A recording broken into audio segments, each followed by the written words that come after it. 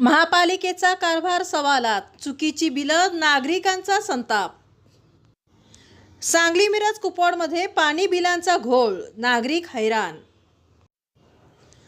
8 महिने, काही ठिकाणी पूर्ण वर्षभर नागरिकांना बिलच दिलं नाही आणि आता अचानक एकदम थकीत बिलासह दंडाची आकारणी सुरू। ऑगस्ट 2025 पासून मार्च 2026 पर्यंत महिन्यांचे थकबाकी दाखवून नागरिकांच्या खिशाला झटका।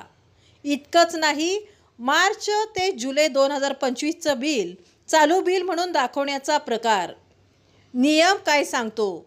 1 एप्रिल 2025 ते 31 मार्च 2026 एकाच आर्थिक वर्षात बिल असायला हवं होतं, पण इथे चुकांची मालिका आणि नागरिक पूर्णपणे गोंधळात।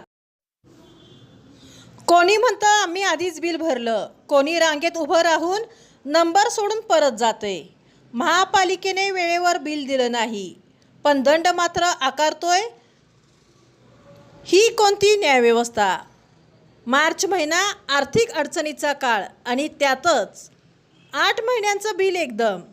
नागरिक संतप्त आहेत, तक्रारींचा सूर वाढतोय।